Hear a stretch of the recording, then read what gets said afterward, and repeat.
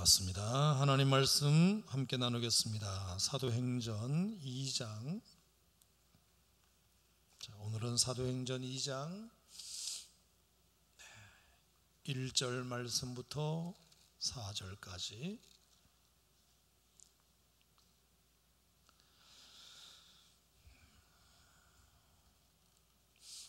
사도행전 2장. 찾으셨으면 오순절날 함께 읽겠습니다. 시작. 오순절날이 이미 이르매 그들이 다 같이 한 곳에 모였더니 호련히 하늘로부터 급하고 강한 바람 같은 소리가 있어 그들이 앉은 온 집에 가득하며 마치 불의 혀처럼 갈라지는 것들이 그들에게 보여 각 사람 위에 하나씩 임하여 있더니 그들이 다 성령의 충만함을 받고 성령이 말하게 하심을 따라 다른 언어들로 말하기를 시작하니라. 아멘. 오늘 읽은 성경의 말씀의 능력이, 기적이 오늘 이 밤에도 일어나기를 축원합니다.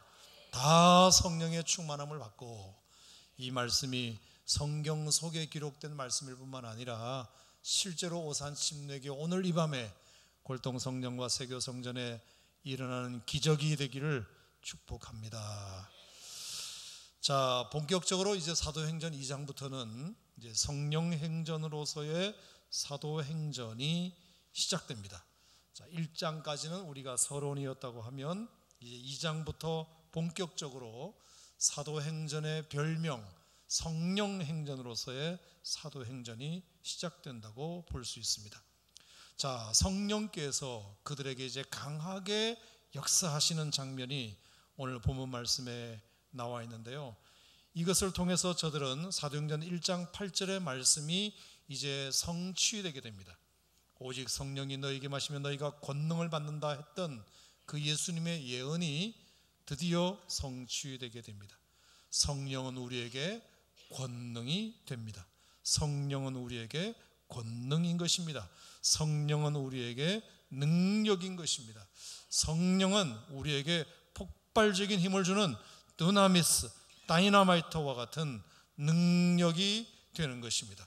우리가 성령의 충만함을 입으면 지치지 않습니다. 성령의 충만함을 받으면 물러서지 않습니다. 성령의 충만함을 받으면 비겁하지 않습니다.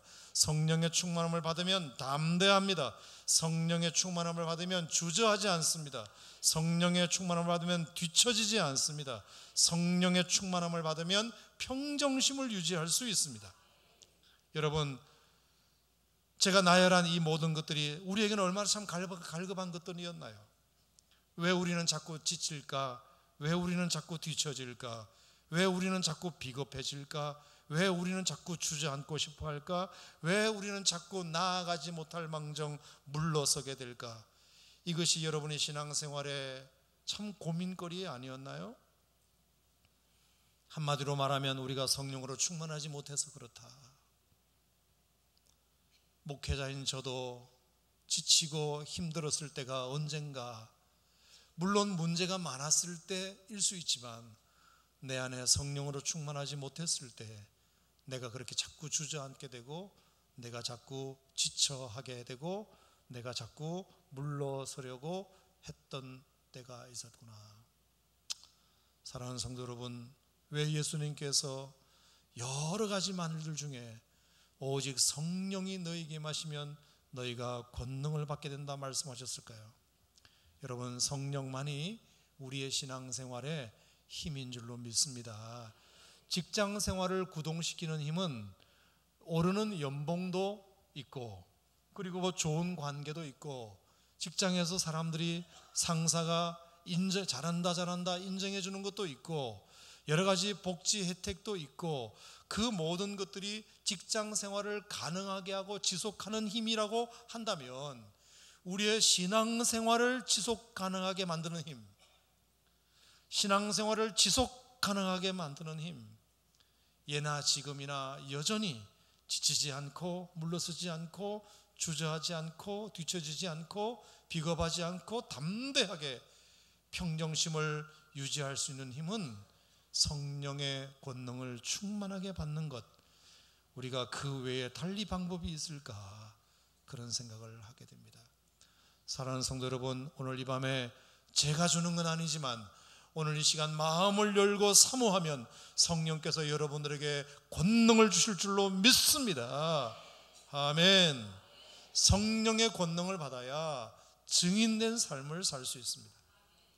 증인의 삶을 산다는 것은 예수님을 위해서 목숨도 내놓는다는 뜻입니다.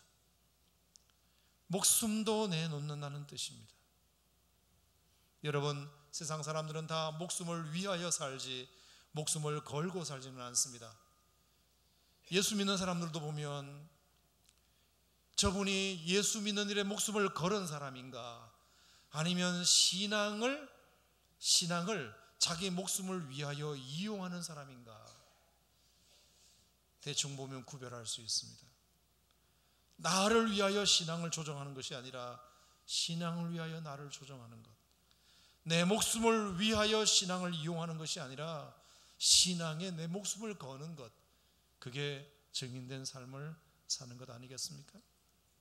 여러분, 초대교회가 그 어렵고 힘든 가운데서 그래도 제자들이 그 기독교 1세기에 기독교가 로마에까지 증거되고 그렇게 될 수 있었던 것은 그들이 성령으로 충만했고 그들이 증인된 삶을 살았기 때문입니다.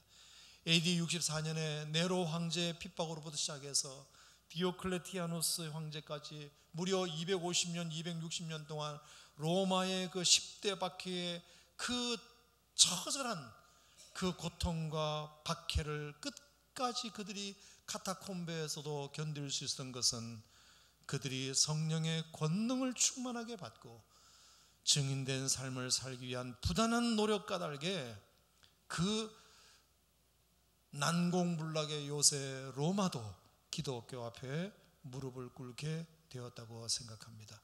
사랑하는 성도 여러분, 지금의 이 시대가 로마 시대와 같이 핍박이 우리에게 있는 세대는 아니라 할지라도 그럼에도 불구하고 여러분과 저의 신앙생활을 지속 가능하게 하는 힘은 오직 성령의 충만함을 받아서 그분으로 인하여 권능을 삼고 그분을 붙잡고 증인의 삶을 사는 것, 이것이 저와 여러분들에게 정말 필요한 유일한 힘임을 여러분들이 믿으시기를 축원합니다.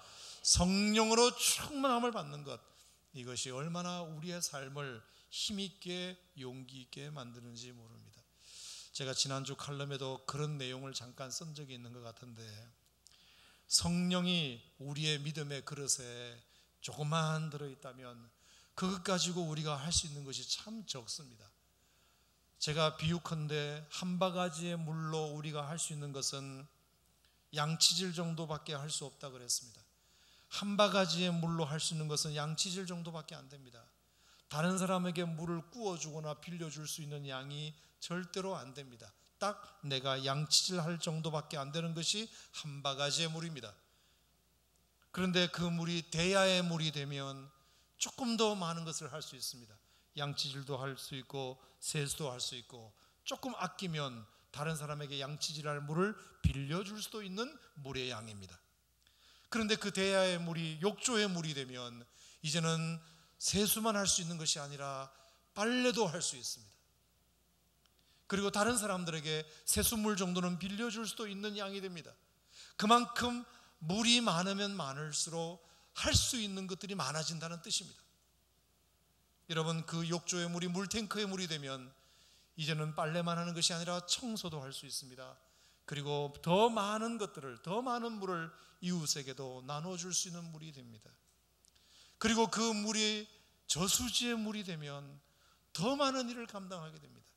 저수지의 물이 가득 넘치면 그것 가지고 농업용수로 쓸 수 있습니다. 한 마을을 먹여 살릴 수 있습니다. 하지만 그 물이 다목적댐의 물이 되면 더 많은 일을 할 수 있습니다. 한 마을이 아니라 한 도시를 먹여 살릴 수 있습니다. 공업용수, 농업용수를 제공할 수 있습니다. 그리고 다목적댐의 낙차를 이용하여 전기를 만들 수도 있습니다. 그리고 담수호에다 배를 띄워서 유람선을 띄워 관광자원으로 쓸 수도 있습니다. 그만큼 많은 물을 확보하는 것은 우리가 그만큼 많은 일을 할 수 있다는 뜻이 됩니다. 여러분, 이미 우리가 예수님을 믿는 순간 내 안에 성령님이 내주하십니다. 예수 믿은 사람 치고 그 안에 성령님이 안 계신 분은 없습니다. 하지만 그것이 물 한 바가지 정도만 있다면 내가 할 수 있는 양이 너무 적습니다. 내가 그것으로 할 수 있는 것이 너무 적습니다. 다른 사람을 위해서 내 믿음을 쓸 수 없습니다. 나 하나 겨우 간수하기도 버겁습니다. 근데 그 성령의 양이 내 믿음의 그릇 안에, 그게 욕조의 물이 되고 물탱크의 물이 되고 저수지의 물이 되고 다목적댐의 물과 같이 성령으로 충만하다면 내가 그것 가지고 할 수 있는 일이 얼마나 많겠습니까? 그래서 우리가 예배 때마다, 기도할 때마다, 찬양할 때마다 여러분, 하늘로부터 부어지는 이 성령의 폭포수와 같은 은혜를 어쨌든 많이 담으셔야 됩니다. 아멘. 많이 담으셔야, 그래서 넓은 수량을 확보하고 있어야, 많은 수량을 확보하고 있어야 우리가 다른 사람을 위해서 내 믿음을 쓸 수 있고, 그리고 힘들고 어려워도 그것을 잘 이겨낼 수 있는 양을 우리가 확보해 놓을 수 있습니다. 사랑하는 성도 여러분, 성령님이 여러분 안에 이미 내주하고 계심을 믿으시면 아멘 하시기 바랍니다. 하지만 그 성령님이 바닥 긁는 소리가 나면 안 되고, 날마다 철렁철렁 넘쳐서 무릎에 차고 허리에 차고 가슴에 차고 온 몸을 다 잠글 수 있는 그런 풍성한 성령의 은혜가 날마다 우리들에게 능력으로 자리할 때, 내가 어떤 일을 만나도 담대하고 어떤 일을 만나도 비겁하지 않고 어떤 환경과 어떤 역경을 만나도 주저하지 않고 뒤처지지 않고 지치지 않고 물러서지 않고, 심지어 내 목숨까지라도 주님을 위해서 내놓을 수 있는 순교적 각오까지 우리가 하게 되는 것이라고 한다면, 오늘 이 사도행전 2장에 나오는 성령으로 충만함을 받았다는 이 말을 우리가 성경으로만 읽고 부러워만 하지 말고, 여러분 모두가 다 이 마가다락방의 주인공이 되시기를 간절히 축원합니다. 할렐루야. 근데 여러분, 참 재밌는 것은 이들이 성령으로 충만함을 받았던 비결이라고 할까요? 그 분위기를 가만히 들여다보면 의외로 참 간단한 것 같습니다. 여러분, 사도행전 2장 말씀이나 1장 말씀을 지난주에도 읽었지만, 그들이 예루살렘에 떠나지 않고 모이게 된 이유가 뭐였죠? 예수님께서 승천하시면서 예루살렘을 떠나지 말고 너희들이 모여서 성령을 약속하신 것을 기다리라. 승천하시면서 예수님이 남기신 그 말씀, 그 분부대로 순종했기 때문입니다. 여러분, 예루살렘은 지난주에도 말씀드렸다시피 아직도 예수님을 죽인 여운이 가라앉지 않는 도시입니다. 불과 40일 전에 예수를 십자가에 못 박으라고 소리쳤던 사람들이 모여있는 곳이 예루살렘입니다. 분위기가 안 좋습니다. 아직도 40일밖에 지나지 않았습니다. 그러므로 내가 예수 믿는 사람이라는 것을 드러내놓고 예수를 위한 집회를 한다는 것은 참으로 어렵습니다. 근데 그들이 예수님이 승천하시면서 분부하신 예루살렘을 떠나지 말고 내가 너희들에게 약속하신 것을 기다리라는 그 예수님의 분부 하나를 붙들고 그들이 모였다는 것이 참 중요합니다. 그리고 그들이 모였더니 예루살렘에 120명의 성도들이 모였다. 120명의 성도들이 모였다. 그리고 가룟 유다의 빈자리를 그들이 채우며 예루살렘에 120명이나 되는 성도들이 모였다. 여러분, 성경 말씀에 어디 그런 말씀이 있었죠? 자, 1장 15절 말씀, 자, 지난주에 했던 말씀인데 잊어버리셨을까 봐. 자, 1장 15절 다 같이 시작. 모인 무리의 수가 약 120명이나 되었더라. 자, 120명이나 되었더라. 이나 되었다는 말은 예상보다 많이 왔다는 거예요? 예상보다 적게 왔다는 거예요? 예상보다 많이 왔다는 거죠. 120명 밖에 안 모였더라. 그러면 더 많은 사람들이 오기를 기대했는데 120명이 왔다는 소리가 되는 것이고, 120명이나 왔다는 말은 자기들이 그렇게까지 많이 모일 줄은 몰랐는데 모여보니까 사람들이 세상에 120명이나 모였다. 여러분, 여기서 굉장히 중요한 의미가 있어요. 여러분도 예배에 이렇게 참여해 보시면 아시겠지만, 내가 오늘 금양로 기도회 갈까 말까, 피곤한데, 일주일 동안 지쳤는데, 가기는 가야 되겠는데, 마음은 원해도 육신이 약하여 갈까 말까 고민하게 되잖아요. 그런데 어쨌든 간에 아니야, 그래도 내가 일주일에 한 번 제대로 기도하는 시간인데 내가 이 시간 또 빼버리면 내 마음이 허전해서 안 돼, 힘들지만 그래도 교회 가야지 하고 여러분이 딱 나왔다고 칩시다. 첫 나왔는데, 우리가 상상을 한번 해보자고요. 그렇게 나왔는데 세상에 웬일인지 금양로 기도에 주일 낮예배 순으로, 주일 낮예배 수준으로 사람들이 빼곡하게 나왔다고 하면 여러분들의 마음속에 잘 나왔다 싶으실까요? 괜히 나왔다 싶으실까요? 잘 나왔다 싶으시죠? 세상에 이렇게 많이 나올 줄 몰랐네, 내가 안 나왔으면 큰일 날 뻔했네, 왕따 될 뻔했네, 이런 생각이 들잖아요. 그러면 내가 나온 것도 감사하지만 함께 가득 차서 함께 그 자리를 메우고 있는 성도들을 바라보는 그것만으로도 벌써 마음의 준비가 되는 거예요. 앞에서 어떤 찬양을 인도하든 앞에서 어떤 설교를 하든 일단은 그것부터가 내게 은혜가 되기 때문에 오늘 뭔 일이 일어나도 일어날 것 같다, 이런 조짐이 들잖아요. 조짐이. 아멘. 그런데 내가 정말 어렵게 힘들어서 금양로 기도회 갈까 말까 고민하다가 그래도 가자 하고 나왔는데, 세상에 나 하나, 저 앞에 하나, 저 뒤에 하나, 이렇게 한 10명 앉아 있으면 무슨 마음이 들겠습니까? 내가 은혜 받으러 나왔지만 나도 그냥 안 올걸, 누구도 안 왔네, 이런 생각을 하게 되면 벌써 마음 자세가 팍 가라앉아 가지고 앞에서 어떤 찬양을 하든 어떤 말씀을 전하든 이게 마음에 싹 안 와닿아요. 120명이나 되었더라. 저는 이게 참 은혜가 돼요. 이게 참 중요하다. 어쨌든 간에 우리가 모이기에 힘써야 된다는 말이 나를 위해서도 그렇고 그를 위해서도 그렇고, 그러면 내가 참석한 까닭에 누군가에게 힘이 되고, 누군가 참석한 까닭에 그 사람을 바라보고 내가 힘이 될 수 있다면 서로에게 시너지가 되면 얼마나 참 좋을까. 저는 그렇게 생각합니다. 여러분, 금양로 기도회에 꼭 다음 주부터 이런 기적 같은 일들이 일어나기를 축복합니다. 내가 금양로 기도회에 갈까 말까 하고 나왔는데 세상에 낮예배인 줄 착각했다. 얼마나 사람들이 기도하러 많이 나왔는지. 여러분, 그러면 강단에서 무슨 말씀을 전해도 다 그게 아멘이 되고 은혜가 되고, 오늘 밤에 뭔가 병자 하나 나을 것 같다, 안전뱅이 일어설 것 같다, 이런 느낌을 받게 됩니다. 느낌을. 할렐루야. 여러분, 사람들이 모여서 뭘 많이 하면 지루해요? 지루하잖아요. 지루하잖아요.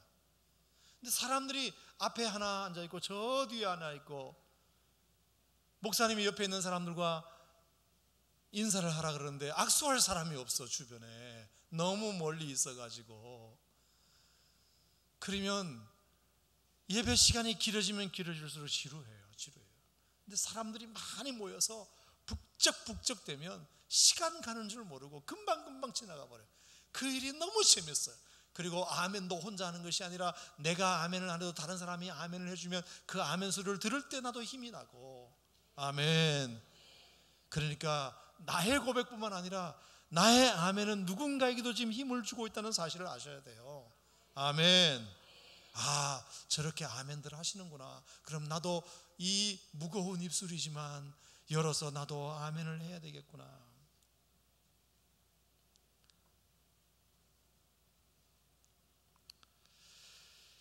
자, 그런 점에서 오늘 사도행전 2장 1절에 있는 말씀 여러분 보세요. 2장 1절 다 같이 시작. 오순절 날이 이미 이름에 그들이 다 같이 한 곳에 모였더니. 자, 이미 이름에 따라합시다. 이미 이름에. 이제야 이름에가 아니라 이미 이름에. 자, 이미 일렀다는 이 말은 생각보다 빨리 왔다는 거예요? 생각보다 늦게 왔다는 거예요? 생각보다 빨리 왔다는 거죠. 이미 이뤘다는 얘기는 벌써 오순절날이네 이 뜻이죠. 그냥 하루하루 시간을 보냈을 뿐인데 벌써 오순절날이 되었네 이런 뜻입니다.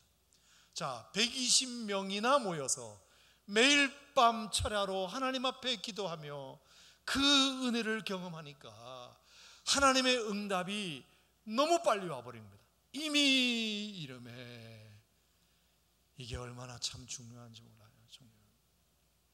그러니까 저는 시간의 길이가 중요한 게 아니에요. 우리가 어떤 마음을 가지고 있느냐에 따라서 시간이 짧게 느껴질 수도 있고 시간이 길게 느껴질 수도 있고.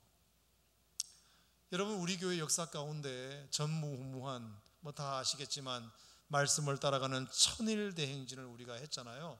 2008년부터 2011년까지 3년 동안 천일 대행진을 했는데, 처음에 박순애 전사님께서 새벽 기도를 천일을 하라는 얘기를 들을 때만 해도 저는 솔직히 말해서 예수님의 재림이 먼저 올 줄 알았어요. 이건 예수님의 재림이 더 빨리 오지, 언제 천일이 끝나나, 그런 생각이 들어요 안 들어요? 다 들어요. 어떻게 동안 천일 동안 새벽 기도를 하냐. 너무너무 힘들게 느껴졌죠. 너무너무 길게 느껴졌죠. 근데 제 생각에는 그때 기억으로 처음에 7월 7일 딱 모였는데 400명 정도가 모였어요. 그때 새벽에 400명부터 시작했거든요. 그러니까 하나님 앞에 그렇게 매일 찬양하고 기도하고 말씀 듣고 창세기 1장부터 그렇게 말씀을 강론하고 새벽마다 그렇게 모이고, 그러니까 새벽이 되니까요, 교회로 가까이 오면 가까울수록 성도들이 교회를 향하여 가는 발걸음이 그 새벽에 막 보이기 시작하고, 차가 이렇게 교회로 가까이 가다 보면 차가 다 교회 쪽으로 가는 차였어요. 교회 쪽으로 가는 차였어요. 그러니까 그것을 보는 것만으로도 너무 신나는 거죠. 야, 저 차도 교회 가는 차다, 저 차도 교회 가는 차다. 주차장 마당에 왔는데 누구도 왔네? 누구도 왔네? 누구도 왔네? 그걸 보는 게 얼마나 좋았는지 몰라요. 그리고 새벽마다 뜨겁게 찬송하고 말씀 읽고 간절히 기도하고 그렇게 모여서 성전을 가득 메우고 함께 통성으로 기도하니까 이게 날짜 가는 줄을 모르겠어요. 날짜 가는 줄을. 힘든 게 없는 거예요. 힘든 게. 그냥 재밌는 거예요. 너무너무 즐겁고 신나고 서로에게 시너지가 되고 에너지가 되어가지고 생각보다 더 많은 사람들이 함께 모여서 그렇게 찬양을 하면 오순절날이 이제야 왔네가 아니라 오순절날이 이미 이름에 벌써 왔네, 벌써 천일 끝났네, 할렐루야. 그러면 얼마나 신나고 재밌어요.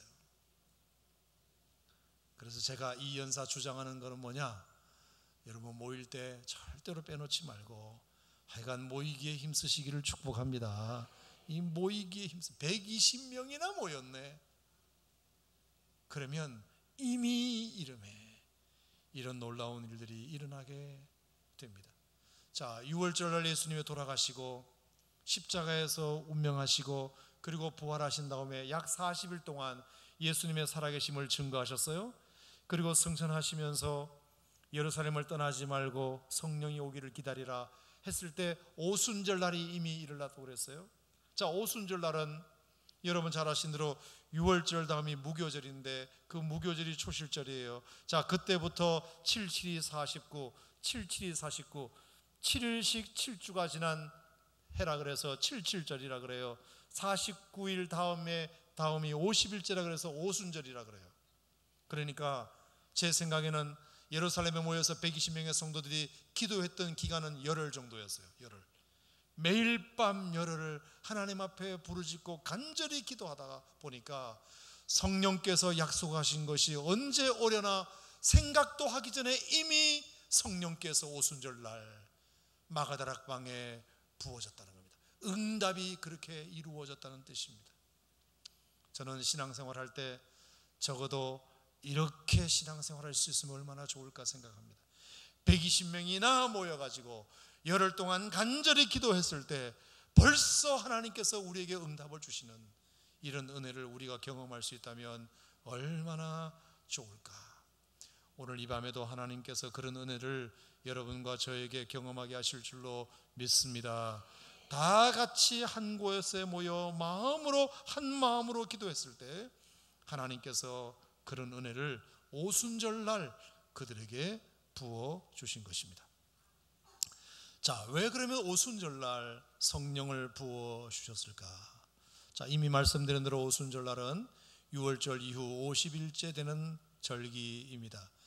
자, 그때는 맥추절이라 보리를 수확하는 절기이기도 했지만 이게 나중에는 어떤 의미로 바뀌느냐 하면 가나안 땅에 이스라엘 백성들이 정착하여 광야 40년 동안 만나와 메추라기가 내렸던 것이 끊어지고 이제 하나님이 약속하신 가나안 땅에서 정착한 땅에서 자기들의 노력으로 농사를 지어 첫 곡식을 수확한 것에 대한 감사 예배를 드렸던 것이 오순절날입니다.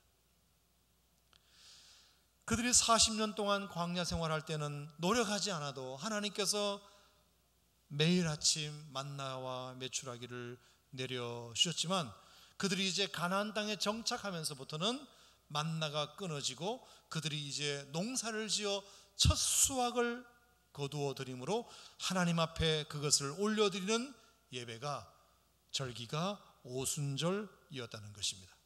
저는 이 말씀이 오늘 성령께서 우리에게 허락하신 성령이 임한 날과 절묘하게 조화가 된다고 생각합니다. 그것은 뭐냐? 여러분, 가나안 땅은 하나님의 약속의 땅이죠. 이스라엘 백성들이 이제 출애굽을 하여 광야 40년의 그 우여곡절 끝에 이제 요단강을 건너서 하나님이 약속하신 땅으로 그들이 들어가게 됩니다. 하나님이 약속하신 땅, 하나님이 준비해 놓으신 땅으로 들어가게 돼요. 거기서 얻은 첫 수확이 바로 첫 곡식을 거두어들여서 그 수확에 대한 감사의 제사를 하나님 앞에 올려드린 것이 맥추절 그리고 맥추절 그리고 오순절이었다는 것입니다. 자, 이 말씀은 이 의미가 있는 날에 하나님께서 오순절날 성령을 가득 채워오셨다. 성령의 기름 부으심을 그들의 열흘 동안의 철야 기도를 통해서 주오셨다는 이 말은 하나님께서 약속의 땅과 같은 오늘날 이 교회에서 우리가 어떤 힘을 가지고 어떤 무엇을 먹고 살아야 하는지에 대하여 하나님께서 우리에게 영적으로 가르쳐 주시는 것이라고 생각합니다. 그게 바로 예수 믿는 사람들은 약속의 땅 교회에서 성령을 날마다 먹고 살아야 한다. 성령을 먹고 살아야 한다. 성령을 날마다 덧입어야 한다. 그 성령의 충만함을 가지고 하나님 앞에 예배드릴 수 있어야 한다. 이 사실을 우리들에게 말씀하시고자 하심이 아닌가 생각합니다. 광야에서의 음식은 그들이 노력하지 않아도 하나님의 전적인 은혜로 주어졌지만 이제 가나안 땅에서의 그들의 먹이는 하나님의 전적인 은혜도 필요하지만 그들의 노력으로 그들의 땀의 결실로 그들이 얻은 것을 수확한 것을 올려드리는 절기가 오순절이었다면 오늘 우리가 하나님 앞에서 날마다 하나님의 은혜가 이 가운데 부어지지만 우리가 애쓰고 노력해서 날마다 우리가 이 약속의 땅에서 먹어야 할 성령, 그 성령을 우리가 힘입고 성령을 먹고 성령을 마시는 그것이 우리의 이 교회 생활 속에서 가장 중요한 수확해야 할 열매가 되어야 한다는 뜻입니다. 여러분, 사랑하시는 성도 여러분, 가만히 생각해 보면 이 말은 정말 맞는 말입니다.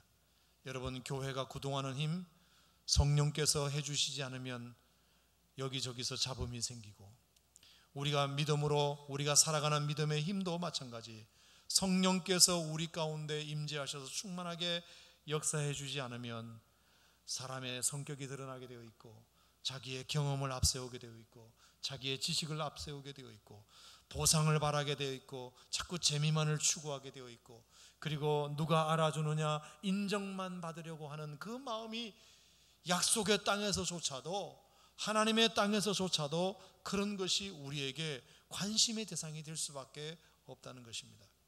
하지만 우리가 성령으로 충만한 것, 성령의 능력을 덧입는 것, 성령의 은혜를 날마다 지속적으로 공급받는 것, 이것이 우리의 신앙생활의 유일한 힘이 되면 내가 교회 생활을 함으로 말미암아 형통하든 안 하든, 누가 보상을 해주든 안 하든, 재미가 있든 없든, 인정해 주든 안 하든, 그것이 하등 우리의 신앙생활과 사역에 하등 관계가 없다는 것입니다. 저는 그래서 예수님께서 오순절날 마가다락방에 성령을 부어주신 것은 참으로 시기적절한 말씀이었다고 저는 생각합니다. 사랑하는 성도 여러분, 다시 한번 여러분들에게 부탁드립니다. 오직 성령으로만 충만하시고 다른 것은 구하지 않는 여러분 되시기를 주의 이름으로 축원합니다. 아멘. 그래야 우리 마음 가운데 진정한 예수 믿는 기쁨이 있고, 그래야 진정한 만족이 있고, 성령 안에서 누리는 평화가 있고, 성령 안에서 누리는 기쁨이 있고, 성령 안에서 누리는 즐거움이 있고, 성령 안에서 누리는 보상이 있고, 성령 안에서 누리는 영광이 있고, 성령 안에서 누리는 권능이 있고, 그 성령의 충만함이 있을 때 우리 마음이 지치지 않고 힘들지 않고 순교의 자리까지 증인의 삶을 살아가는 하나님의 백성들이 될 수 있다는 뜻입니다. 제가 오래전에 제가 같이 사역했던 어떤 전사님이 에베소서 5장 말씀을 설교했던 그 설교가 참 재미있게 들었던 설교가 기억이 나요. 그분이 에베소서 5장 18절에 있는 말씀을 그렇게 설교하셨어요. 술 취하지 말라, 이는 방탕한 것이니 오직 성령의 충만함을 받아라. 그러면서 이렇게 종이를 이렇게 하나 이렇게 보드판을 만들어 가지고 술 취한 사람의 특징 쭉 적어놓고 그걸 성령 충만함과 이렇게 다 비교를 하는데, 요즘은 이제 그런 설교를 많이 듣기는 합니다만 그 당시만 해도 굉장히 저한테 쇼킹했습니다. 너무너무 쉽게 이해가 잘 됐어요. 왜? 저는 뭐 술을 마시고 비틀거려 본 적은 없지만 저희 아버지를 참 많이 봤기 때문에 그 말씀을 듣는데 어쩌면 그렇게 정확하게 잘 대입이 되는지. 여러분, 술 취한 사람들은 뭘 따지지 않죠? 뭘 따지지 않나요? 시간을 따지지 않습니다. 시간. 밤 12시니까 집에 가야 돼. 그 사람은 술 취한 사람이 아닙니다. 술 충만한 사람이 아닙니다. 술 충만한 사람은 밤이 새벽이 2시가 되든 3시가 되든 4시가 되든 시간 개념이 없잖아요. 시간 개념이. 밤을 새도 좋고. 그 전도사님이 그렇게 쓰셨어요. 시간을 개의치 않는다. 그러면서 여러분들이 성령 충만하는 사람이 되려면 시간을 개의치 말아야 된다. 그 말이 어쩌면 그렇게 말이 맞는지. 여러분, 성령으로 충만하면 내가 하나님을 위해서 많은 시간을 들여도 아깝지 않습니다. 아멘. 못다한 사랑만을 기억하게 됩니다. 더 많은 것들을 주님 앞에 드리고 싶은 마음이 생기게 됩니다. 왜 우리가 성령 충만해야 되느냐? 그거죠. 바쁜 시간을 쪼개어서 내가 교회에 너무 많이 오래 머물게 되고 내가 주님을 위해서 하는 시간이 너무 많이 뺏기게 된다. 자꾸 그렇게 생각을 하게 되면 우리의 신앙생활에 힘이 없어지고 재미가 없어지고 기쁨이 사라지게 되고 시험이 오게 되고.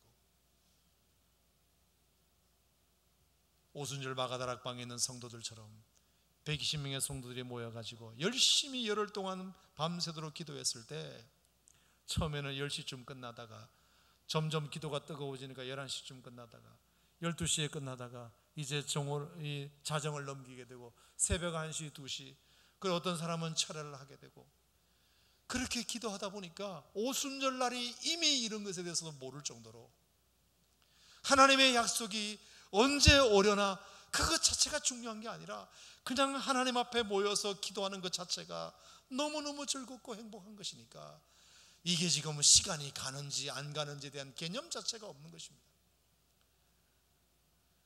시간이 가고 있다는 시계 소리가 들리는 순간 은혜가 떨어졌다는 뜻이잖아요. 재미가 없다는 뜻이잖아요. 지루하다는 뜻이잖아요. 그러면 동시에 능력도 나타나지 않죠. 어쨌든 내가 하나님 앞에 붙들리는 이 순간만큼이라도 내가 하나님 앞에 온전히 시간을 들였기 때문에 주님께서 끝날 때 끝내실 거라고 생각하고 마음을 놓고 하나님 앞에 간절히 그것에 집중할 때 하나님께서 성령으로 우리 가운데 충만하게 역사하실 줄로 믿습니다. 두 번째는 장소죠. 장소. 여러분, 술자리가 있는 사람, 술자리를 좋아하는 사람들은 불원천리라도 마다하지 않고 어느 장소든지 갑니다. 어느 장소든지. 장소가 중요한 게 아니에요. 멀고 가까운 게 중요한 게 아니에요. 여러분, 우리가 성령으로 충만하면 그렇게 됩니다. 그렇게 돼요. 가까우냐 뭐냐가 우리에게 중요한 게 아니에요. 그게 교회가 뭐 천막교회냐 아니면 화려한 예배당 에어컨이 잘 나오는 푹신푹신한 의자가 있는 그런 교회냐가 하등 중요하잖아요. 가마를 깔고 가마땡이를 깔고 앉아 있어도 성령으로 충만하면 거기가 천국이고 거기가 은혜 받는 자리고 그것이 내 영혼이 소생되는 자리고. 여러분, 제가 이 얘기를 여러분에게 왜 드리냐면 우리의 신앙생활이 좀 그렇게 되어야 되지 않겠는가. 너무나 환경에 이제 다 지배를 받다 보니까 조그만 불편도 감수하지 못하는 이런 나약한 신앙인에서 벗어나서 이제 정말 우리 신앙의 선배들이 가마떼기를 깔고 그 더움과 그 추위와 그 모진 핍박을 견디면서도 하나님께 성령을 간구하며 기다렸던 그 마가다락방의 120명의 성도들을 우리가 생각한다면 시간과 장소가 무엇이 중요할까? 돈도 마찬가지죠. 술값으로서는 돈은 하나도 아깝지 않죠. 술 충만하신 분들은 그래요. 성령 충만도 마찬가지죠. 내가 주님을 위해서 쓰는 것을 아까워하지 않고. 체면도 마찬가지예요. 그래서 아무데나 전봇대만 보면 거기가 화장실인 줄 알고. 성령으로 충만하면 내가 어떤 직업을 가진 사람이든 내가 나이가 얼마든 내가 무슨 직분을 가지고 있든 어린아이처럼 뛰고 기뻐하며 하나님을 찬양하고. 아멘. 그래서 오늘 사도행전 2장 그 13절에 보면 어떤 이들은 조롱하여 이르되 그들이 세술에 취하였다 하더라. 술 취한 사람처럼 보였다 하더라. 은혜 받은 사람들은 약간 맛이 가야 그게 정말 제대로 하나님 앞에 은혜를 받는 사람이고, 너무 이성이 발달해 가지고 여전히 은혜를 받아도 여전히 하나님께서 우리에게 말씀을 주셔도 여전히 예배당 전과 예배당 후가 하나도 달라지지 않는다면 우리에게 어떤 권능이 임할 수 있겠는가? 내가 그것을 그 힘을 가지고 어떻게 내가 순교적 삶을 살 수 있겠는가? 저는 오늘 이 말씀을 여러분에게 긴 말씀 드리지 않겠습니다. 우리가 성령으로 충만함을 덧입어야 합니다. 예수 믿은 사람 치고 성령이 내주하지 않는 사람은 없다 하더라도 성령이 한 바가지의 물밖에 되지 않아서 겨우 내 양치질 할 정도밖에 안 되니까 그것 가지고 뭘 해먹을 수 있겠습니까? 적어도 저수지의 물, 다목적댐의 물과 같이 우리의 성령으로 우리 안에 충만히 임해야 그것 가지고 발전기도 돌려서 전기도 생산하고 유람선도 띄우고 또 한 도시를 먹여 살리고 농업용수와 공업용수를 공급할 수 있는, 누군가에게 선한 영향력을 미칠 수 있는 그런 하나님의 사람들이 될 수 있잖아요. 예수 믿는 사람들이 성령으로 충만하지 않으면 예수 믿지 않는 사람과 하나도 다를 바가 없다는 사실을 여러분이 꼭 기억하시고, 성령 충만은 다른 데서 오는 것이 아닙니다. 우리가 함께 모여 뜨겁게 기도하는 그 자리에, 예수님의 말씀을 준행하는 그 자리에 성령께서 임하셨다는 사실을 여러분이 기억하시고, 오늘도 말씀의 분부를 붙잡고 120명이나 모여 하나님 앞에 뜨겁게 기도했던 그 자리에 마가다락방에 성령이 임했던 것처럼 오늘 이 밤에 여러분과 저에게 성령의 충만함이 임하기를 주의 이름으로 축원합니다. 반드시 오늘 이 밤에 성령 받고 돌아가시기를 간절히 축원합니다. 축원합니다. 기도하겠습니다. 하나님 아버지 감사합니다.